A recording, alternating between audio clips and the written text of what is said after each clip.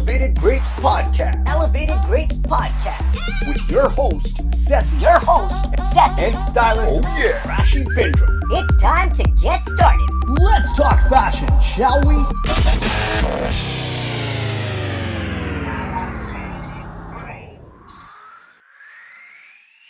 And I'm Stylist Rashi Bindra. So today we're very lucky to have Elle Bulger on the show. She's a director of client success at Pinch Social. It's a boutique social media and digital strategy company. They also host Toronto's Social Media Week that happens usually, if I'm not mistaken, Elle, in November? Yes, that's correct. And Elle's also a board member of FGI, a huge mental health advocate. And from what I understand, you recently gotten married. I did in February, right before everything hit. Well, there you go. You're one of the few for 2020. I know. We are so lucky. You guys are. So thank you again for joining us. You have a huge resume, just even from a couple of points there that sort of just precedes you, and you come with a lot of great insight to the table about the fashion industry, the social media world. So we thought it'd be a good opportunity to sit down with you and chat with you and your perspective on some of the items currently going on in the world as it affects the industry that we're all in. Absolutely. That's why I'm here. There we go. So we'll start off plain and simple. Also, tell us a little bit about yourself. I mean, you gave me a really wonderful intro. I don't know how much else there is. But I guess, one thing that I like to identify as is an intrapreneur, which is basically like an entrepreneurial spirit, except for rather than sort of taking the risk of starting your own business, you try to be an innovative thinker within the companies that you exist in. So that is definitely, I remember discovering that word in university and being like, yes, this is me, because I don't love working for other people, but I also am not at a point where I want to be a full entrepreneur myself. You mentioned the two areas that I'm really passionate about. Fashion is a big one. That's where I started my career. I actually had a jewelry business when I was a high school student. I started when I was 15 years old, and I ran that for 8 years. And it really, it taught me Excel. It taught me, how to pitch my jewelry to different stores. It taught me about manufacturing. And it also taught me that I didn't want to be a full-time entrepreneur. And that sort of led to different positions in the fashion industry at various, fashion houses like Joe Fresh and Canada Goose and McGregor Socks. And ultimately, I'd say that I realized at the end of that I really wanted to explore other industries. The mental health industry is a big one for me. I definitely have struggled with my own mental health battles. I know a lot of people, I think honestly everybody has a side of them that goes through phases where they do struggle themselves. And to me, that's a conversation that's really important for me to be part of. So that's why a career in social media, well, not so much the method. I mean, I think social media is a really wonderful way to talk about those industries, but more sort of the ability to be at an agency and really help pick, the projects that we work on to sort of expose me beyond the fashion industry. Mm-hmm. So do you get an opportunity to merge those two passions and worlds together regularly? Yeah, I do.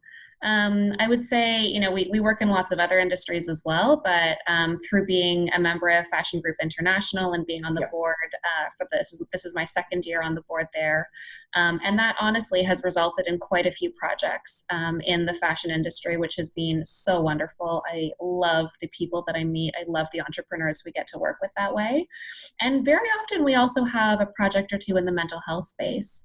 And even when it comes to, this is like, we could do a whole other podcast on this, but like social media and mental health, yes. Right? Like that's a huge intersecting point. Absolutely. No one's really figured it out, but it's a conversation that I make sure we have at every single social media week that we host.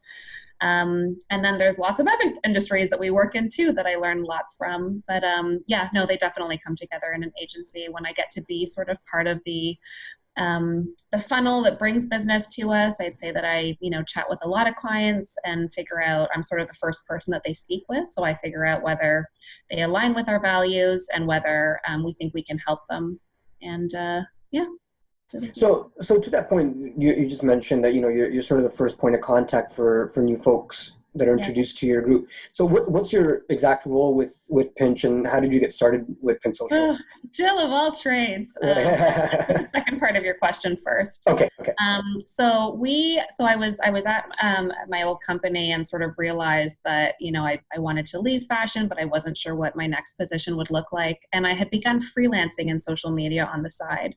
And a few of my clients really encouraged me to become a full-time social media freelancer. But I had this real, I don't know, like the idea of being my own, like, again, not wanting to be an entrepreneur necessarily, and also realizing that this industry changes so quickly, and there was still so much that I didn't and still don't know. And so it really is beneficial to have, a few other people on your team who can really help you sort of do all the things that you need to do to sort of maintain a social media presence. Because think about it, you need, creative abilities, you need to know Photoshop, you need to know editing, you need to know how to be a good writer, you need to know growth hack, like they're just, the skill set goes on and on. So when I met Michelle a few weeks later, Michelle Pinchev is the founder of Pinch Social. Right. We actually met at Startup Fashion Week, which is the same. Rashi, you and I are connected first at that event as well. And we just liked each other's vibe. And she commented that she had literally in the last 2 weeks incorporated her business, Pinch Social, and that she was looking for sort of like a right-hand woman or junior partner to help train up. And to me, it was like, wow, entrepreneur, similar in like Michelle is very passionate about fashion and mental health and all the other things that we have in common, and it was like, this is a huge leap of faith, but also my instinct is telling me this is a really great opportunity for me. And so that's how I got started. So that was end of 2015. And I've been with her ever since. And in terms of my role at Pinch Social, it is ever evolving. I would say that I've done, all those functions that I mentioned and some. But ultimately, the areas, and since we've been working at Pinch Social, our team has expanded a little bit. We're still a very small team, but thankfully there are people who now focus on community management and content creation, because those aren't necessarily my skill sets. But the areas that I love the most are managing our clients, so managing the relationships. I'm the point person. Anytime our clients need something, they go through me. Project management, I'm a super type A type. I've got a million different tabs open. I've got reminders set. My calendar is disgusting to most people, but it works for me.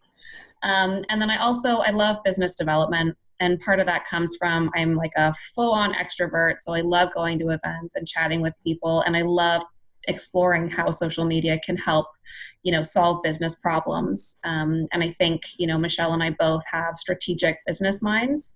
Definitely. I think that's what sets our services apart. And so I get to, execute and work with that instinct on how to strategize and help businesses.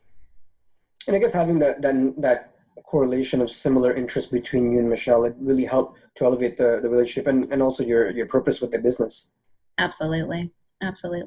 So before Michelle started Pinch Social, she actually spent a year blogging and freelancing in the fashion industry. And before that, she had worked at a mental health or volunteered at a mental health organization. It was like when we met, it was like fire. Like absolutely, yeah, sounds like it. On all. It sounds like it was a match made in heaven. And Elle, to your point, you have to be so passionate about social media because very similar to you, and this is not something I think a lot of people are aware of, but that's how you and I also crossed paths after Startup Fashion Week and in Social Media Week, which I'll get to.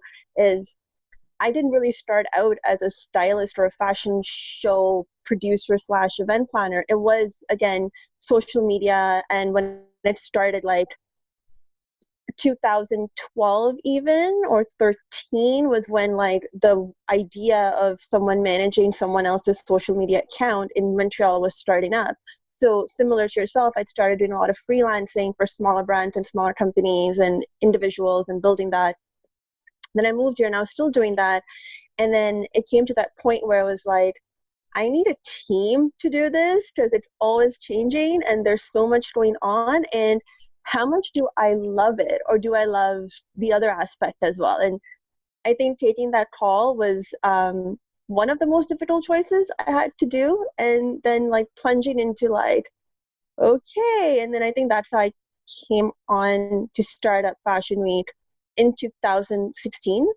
But I believe it was, and we crossed paths, and then I heard of Social Media Week, and I was like, okay, I'm gonna go volunteer over there too, and we crossed paths again, which leads me to, it was such an amazing experience for me at that time, and I saw the value of why Social Media Week happens, and what it brings to even if you're not a social media expert, but just what you can learn from content, presentation, brand story, storytelling, online and even a bit of offline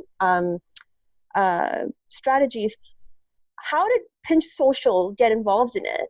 And why did you guys feel it was so important to bring it to Toronto?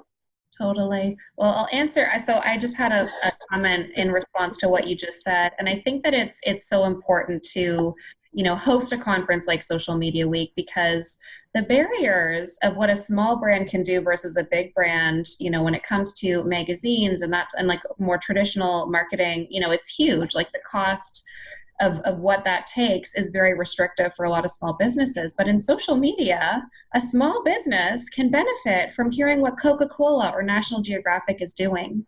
Yeah. So it's really unique. Like the social media landscape is really unique because the learnings are so universal. And so Social Media Week it's a global conference that happens in different cities all over the world. It's founded by a company in New York called Crowdcentric, and they host 4 flagship conferences every year in New York, Chicago, LA, and London, I think. And over the years, they have partnered with other agencies to bring their model to different cities. So Michelle had attended Social Media Week before we had met. I think she'd attended a few, and she felt very passionate about bringing it back to Toronto. So a few months into our working relationship, she was like, I got the license. And Social Media Week had never sort of expanded beyond real social media weeks that they were involved in when we worked with them. So it seems to be very corporate run, I guess, through the main organization, generally speaking. Well, it is a company that that's what they do. They produce social media weeks. And so our first year that we ran Social Media Week, we were technically an independent conference. So now we're not an independent conference, but it's still very grassroots. We really do. We copy their model. We know that it works, but our version, it's entirely us, running the show from, start to finish. It's us sourcing the speakers. It's us, figuring out the finances behind it. That's basically that's how we got involved initially. And over the years, it's just been, such an incredibly rewarding experience, that week after Social Media Week, where you can just be like, we did it. But also we've learned so much that, helps us get better at our jobs. And I think the other thing about this industry is that it's so fast paced. Things are moving so quickly. I don't know how many people would be required to really stay up to date with everything. Whereas when you attend a conference like that, where you are literally hearing from the top experts and thought leaders, not only in Canada, we fly people in from the States for this conference. It really helps you stay up to date with what you need to do to be competitive. So anyways, we've produced 4 conferences now, and it's all been about the same model, about 400 to 500 people over 3 days.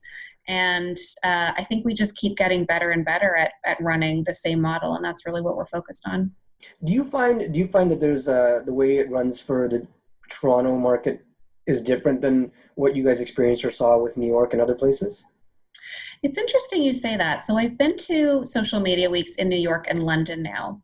And I can say, so in terms of the model, it's very similar. It's just their conferences are between 800 and 1,100 people, let's say, and our conference is 400 people. In terms of the content, though, in London, I noticed that there was much more of a, there was definitely wonderful learnings that I got from it, but the actual speakers, they were far fewer that I would be incentivized to poach because the London, the UK market is so different. But in New York, there's a lot of crossover. We get a lot of our content ideas from attending that conference. Which makes sense. Both the marketplaces are, I mean, there's differences between New York and Toronto, but there's a lot of similarities versus UK. Yeah. So again, different culture altogether, right? Absolutely. Absolutely. And then now with, COVID happening and things shifting for everybody, how has that changed online and offline marketing for not only for Pinch Social, like as a company, but then also like for your clients and for your brands? And how do you think that's gonna also play for Social Media Week this year? And I know I've punched in 2 questions in one. Yeah. So I can't answer your question about Social Media Week this year. We haven't really figured that out. It's a conference that happens in November. We'll see where we are, towards the end of the summer and whether there's this wave 2 that everybody's expecting. But in terms of the general online space, I mean, this really has been a boot camp in terms of crisis PR. In my career of 7+ years in this industry, I have never seen social media accounts shut down their content for days to weeks, which we saw more softly with COVID, and then again last week with the BLM movement. Mm-hmm. Right. And when it comes to like what it so basically, I think it's teaching brands that they have to be incredibly agile with their strategies. Like I would say a big pivot to, Pinch Social and to a lot of the clients that we work with is that pre-COVID, it was very easy to plan out your campaign, like your entire summer campaigns, months and weeks in advance. And then all of a sudden, when COVID hit, it was like, we've got to figure out what we're going to post tomorrow today because the landscape is changing that quickly. And in some cases, figure out what we're going to post today, which as a marketer is like, whoa. And especially as a type A organizer, it's like, okay, let's figure out a process for this.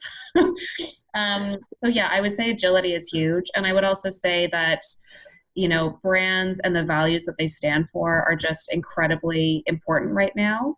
And I think people really need to feel the humanization of brands. Like they really need to feel that there are people behind this brand and this brand is highlighting people.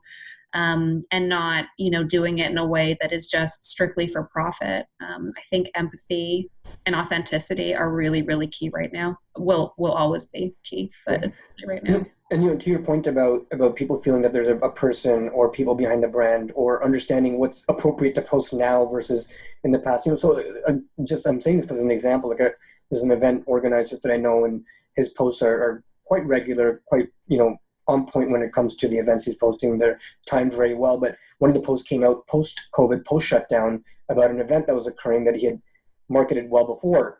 But I guess he was using some sort of a software with automated posts. And so the post came out saying, can't wait to see everyone tonight, et cetera, and about the event.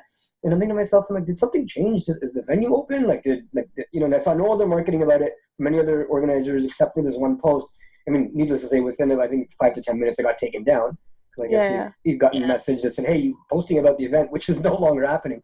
But to your point, I mean, and that was within a day or so of everything sort of being noted to be shut down.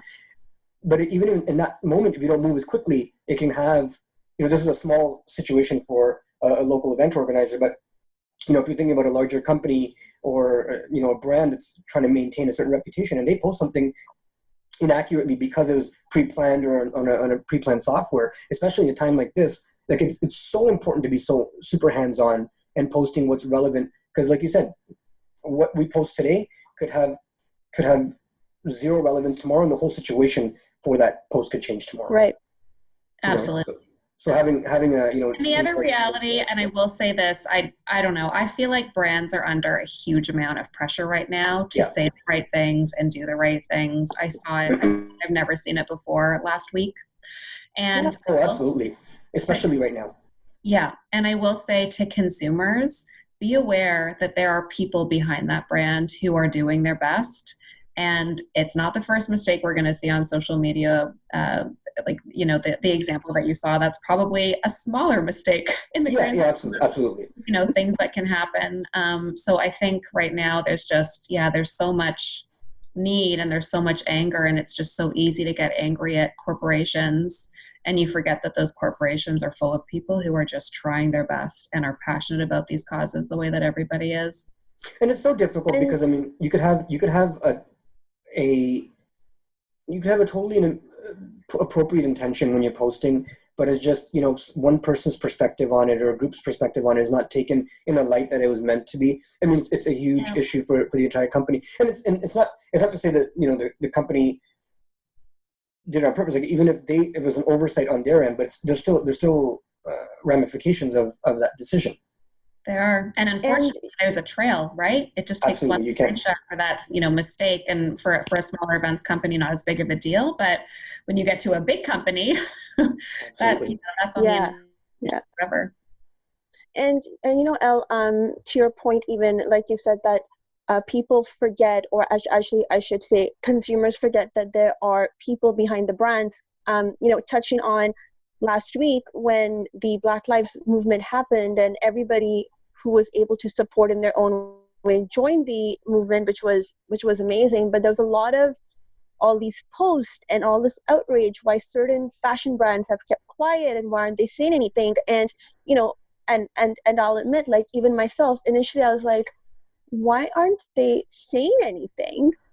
But then I was like, because we're all figuring out how to tackle the matter, how to approach it, and how to do it in a way where it's not coming off as insensitive or profitable or with those intentions, versus being like, okay, we need to figure out how to support this.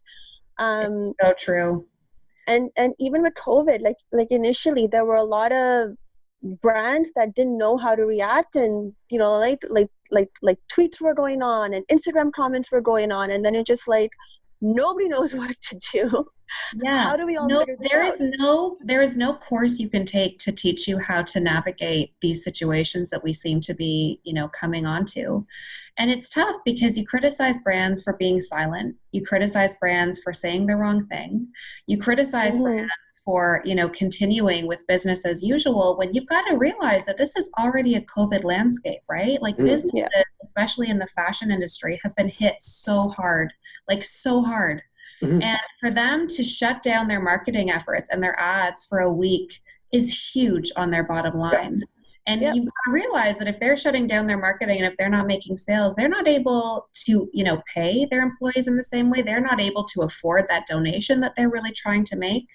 So, I struggle with what the right reason is. I think that, most brands, and definitely, all the clients that we've worked with were silent last week. And, I think there's a respect thing that was sort of became the overarching right thing to do. But I don't judge brands for not doing that because you have no idea what their situation is. And the other thing is, when it comes to, like, it's one thing to post a black square. And we definitely saw, the majority, I would say, of accounts, at least that I follow, posted that black square. I posted that black square. Absolutely. But the actions that happen after that, personally, it's like no problem to make a donation. But for a brand to pledge, to make changes and to donate, ideally on a long-term basis, because that's what it's going to take to, affect change in these in this really complex systemic issue that we're facing. That takes time to strategize. And the worst thing you want to do is pledge something that you can't follow through on. So, I saw a lot of social media posts towards the end of the week really telling people, don't judge people who didn't post the black square. Have faith that they are processing this in their own way, and they don't want to be part of that movement without having time to really figure out what their strategy is. There's a lot of conversation. And that's so well, sorry, I was just this was, I think we both got super excited over here, but to your point, and I think that is so well said, because I know Sadr and I, we were having that same conversation last week, just in regards to not only with Elevated Grapes and what we wanted to do, last week going forward with our content as well. But I think also for our individual brands too. And I mean, we've both been rebranding thanks to COVID and coming out with new ways to, be relevant in the industry.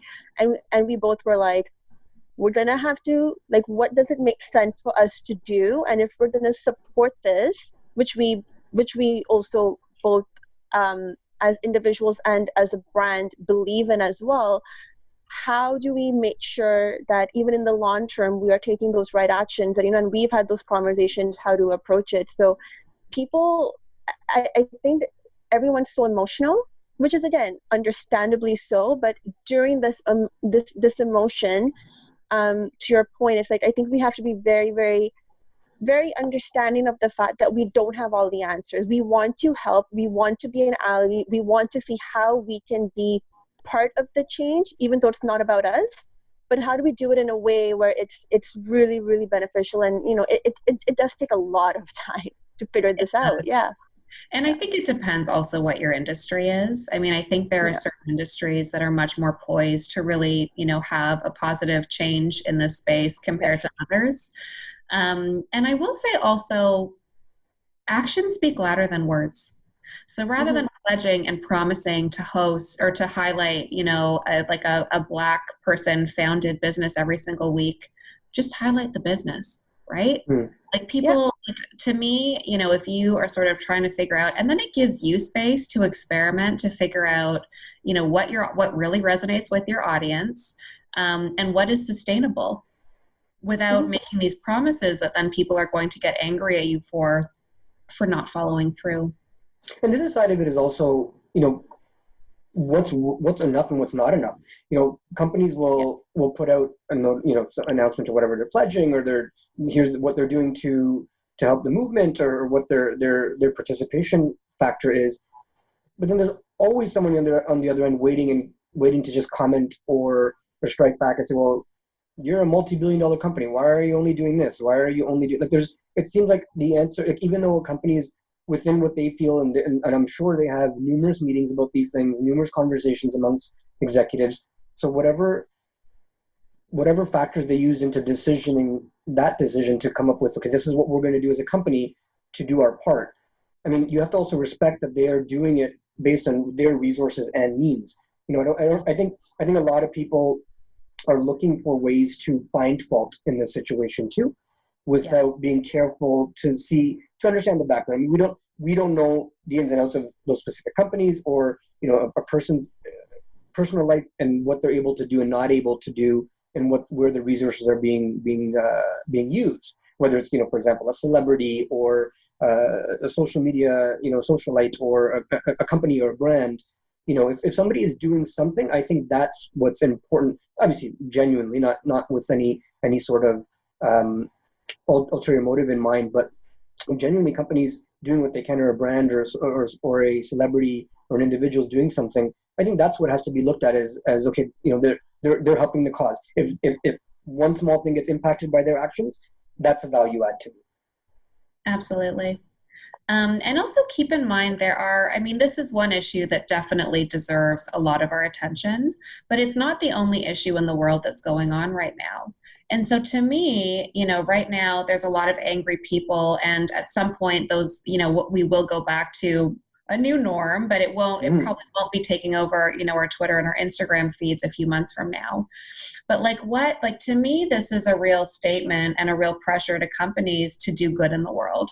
And I think, obviously this is an area that companies, at least from, an opportunity perspective, everybody needs to focus on. But, if you're charity or whatever you're doing, and it's, it's benefiting like human trafficking, there are so many issues in the world that need attention right now.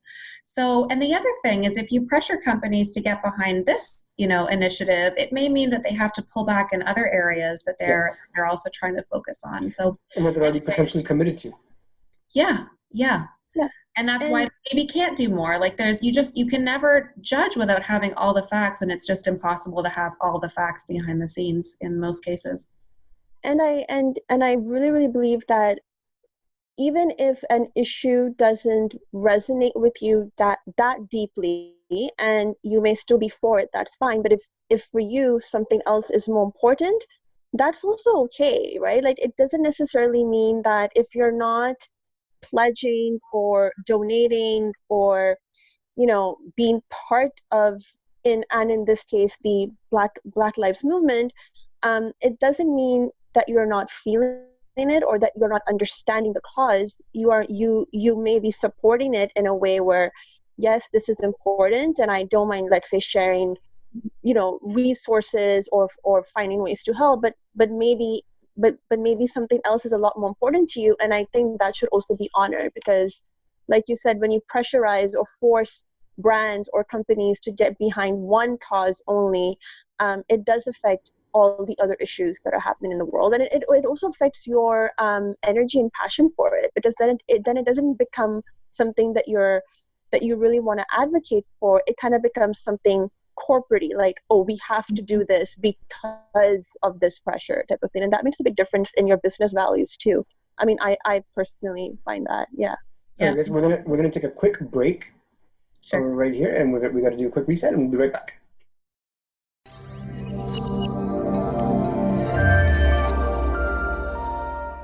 To do. All right, so we are back. So given everything that we were discussing right now, the BLM, COVID, and other issues going on in the current market space, what are some do's and don'ts out that you can suggest to our listeners? Yeah, good. And that's a tough question. Learning as I go. Okay, one thing that I think is really beneficial for brands to do is to check in with their customers, like really listen. And I've seen a lot of tactics where, on Instagram stories or even on Twitter, on Facebook, it's so easy to poll and to ask questions, and ask your customers what they want to see right now, or if they would rather you be silent, because customers are very vocal. So that is one. I will also say that, relating back to what we talked about before, don't make decisions quickly, strategize, and get multiple, opinions on what you think is realistic. The worst thing a brand can do is to make a promise that they can't follow through on. Yeah. And then I would also say, take more of a reactive, agile approach to your social media strategy. This year, we have seen 2 situations where social media, content calendars have had to be either entirely shut down or paused for periods of time. And I think brands need to, build in contingency plans where that, could very likely happen again. So yeah. And then I would also add, keep your message authentic, like as opposed to focusing on more of, promoting your products, try to focus more on value add type content that is very relevant to what your customer is going through. And everybody is going through COVID right now. So any post that you had created, see how you can just tweak it so that you're talking to somebody who is working from home and going through the same frustrations that the rest of us are by trying to, work beside their significant others or have kids at home or what have you. Do your best to be authentic and relate. So question on a point that you'd mentioned, obviously polling and having conversations with customers, obviously very, very important. What's your take on, because to me, brand management is both internal and external, right? So for larger companies, maybe with a decent amount of staff, what's your suggestions or types of things you guys talk about with your clients for the internal brand management? I mean, I think having conversations with your PR department is really important here. Brand advocacy. So kind of what employees say about your brand, especially for large organizations, is really, really important.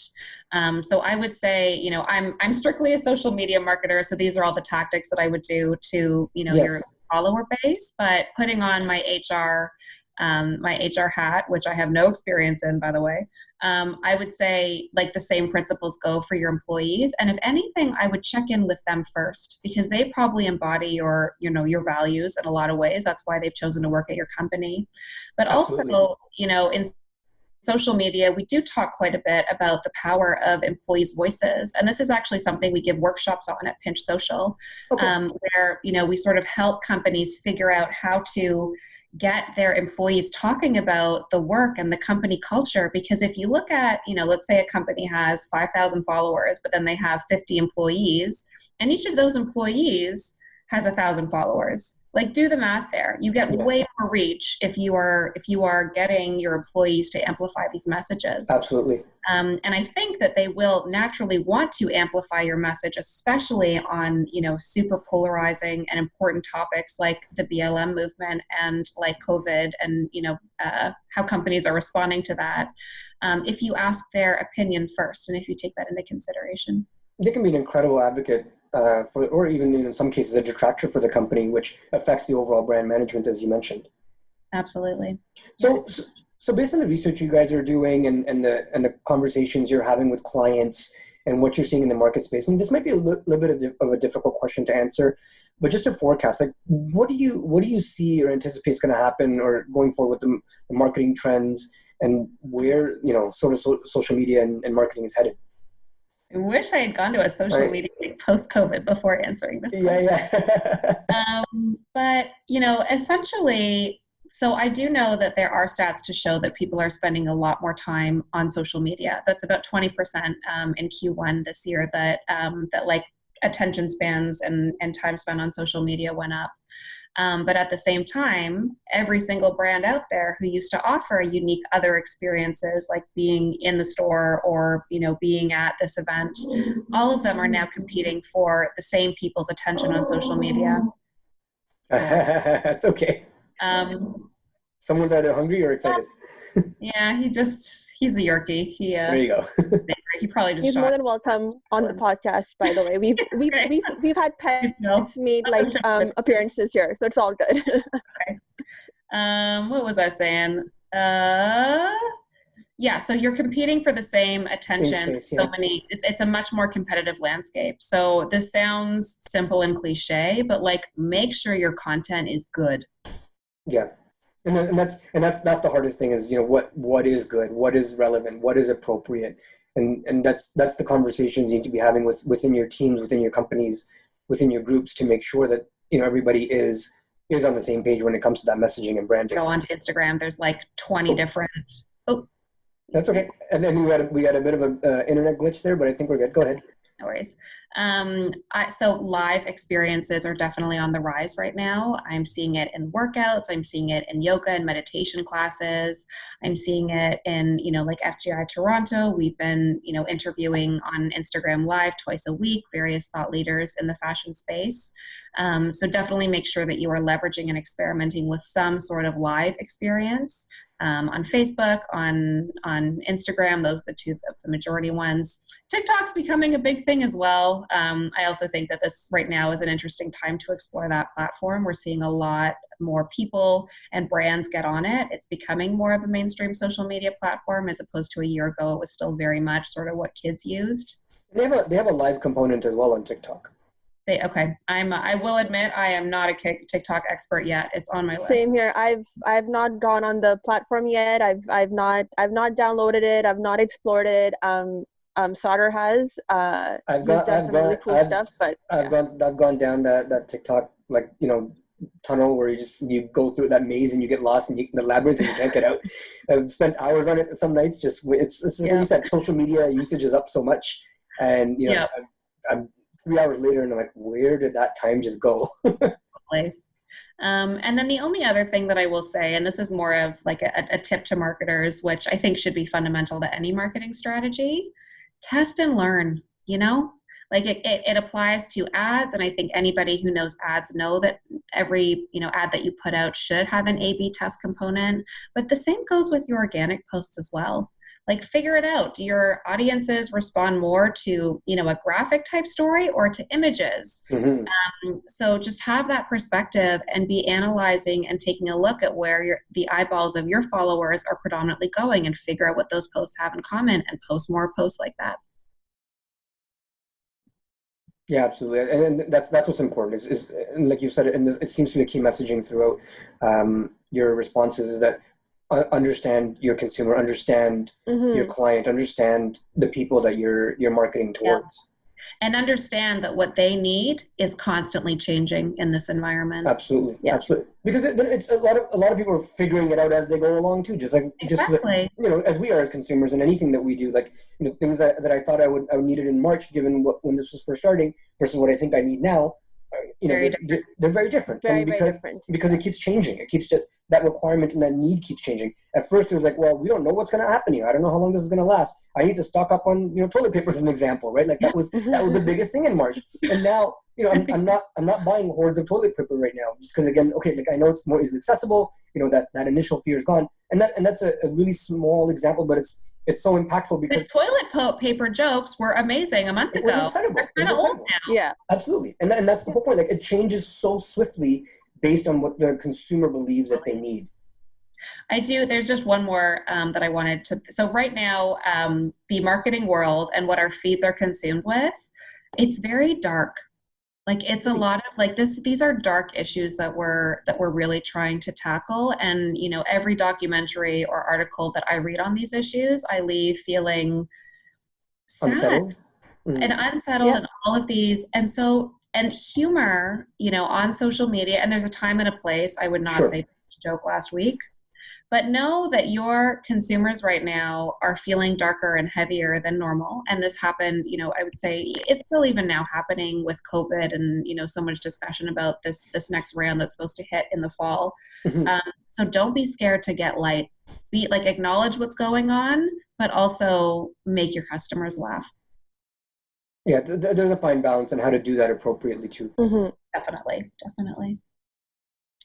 And then now from your experience, from your expertise, both as someone in the fashion world and having that passion, and also someone loving social media marketing, how, and this is more geared towards the fashion industry, how do you think the recent events have changed the fashion industry at the moment, as from a designer, supplier point of view, and also as like consumers? How's that because that entire industry has shifted completely. It definitely has. The reality is that consumers are not spending as much right now. I mean, there are certain areas for sure that where spending has gone up, but I'm not shopping for fashion items as much as I used to. And I think a lot of people are like that. And I feel badly for a lot of small businesses who are being forced to either shut down or majorly pivot because they were only retail focused. And so to me, but at the same time, in failures, that's when your biggest learnings are. So I really hope that a lot of those stores that I'm seeing that are closing up right now are going to come back 6 months or a year from now with an even better store idea that includes more of an omni-channel approach. So to me, that's a huge thing from the business side, is that to mitigate your risk in case something happens like this in the future, you need to have multiple channels that you are selling your product through, and that's always going to include an online component. And the stores that do already have that are in a much better position than the ones who are having to very, very quickly build this out for the first time right now. So you're referencing e-commerce, I guess. Yeah, sorry. That's okay. I wanted to clarify, that's all. And I also think, right now brands have really been called to the floor to test their, to really show what their values are. We're seeing a lot of brands all over the world, but also lots of Canadian brands who are really stepping up to, pivot their manufacturing, like Canada Goose did that, to PPE equipment. There are so many brands right now who are producing face masks, and, for every mask sold, there's one donated, or maybe 10% goes to, a foundation, or maybe they're creating this simply at cost so that it's more accessible for people like you and me to be able to afford this type of thing. And to me, I'm noticing the brands that are really stepping up. Another common one is, creating a certain line or a certain time period where all of those proceeds are going to the staff who can't work right now. There's lots of different ways to really give back and to show that you are stepping up, and doing whatever you can to support this situation that is scaring and changing all of our lives. And to me, I'm taking note of those brands. And, I'm slowly, my shopping habits are beginning to, increase. And those are the brands that I'm looking towards to make my next purchases. And I can't help but think that I'm not the only one there.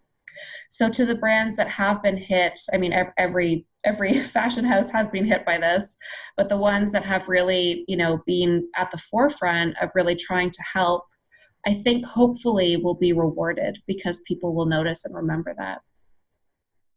People are always watching and seeing, even if they're silent, like any consumer or even any freelancer, and even companies are seeing, or even the employees of those companies are watching and seeing other brands, what people are doing, not necessarily making noise right away, but starting to figure out what do they want to support or be part of, down the road. I think COVID and even the events of last week has really forced us to reevaluate pretty much everything that was considered normal. Yeah.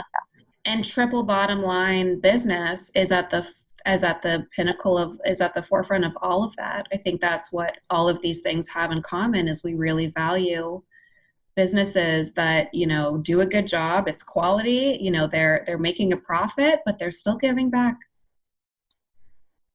And, you know, to that point, what do you feel, or what do you think is going to be the future of fashion? And when I say that, not necessarily the, like, from now to like 3 months with, you know, small businesses and giant brands, you know, figuring stuff out, because even they're, you know, trying to pivot and things. But I just mean like from now till maybe like next year, like things like fashion shows, things like luxury brands and their values, how many times a year we may want to participate in it. How is that language changing?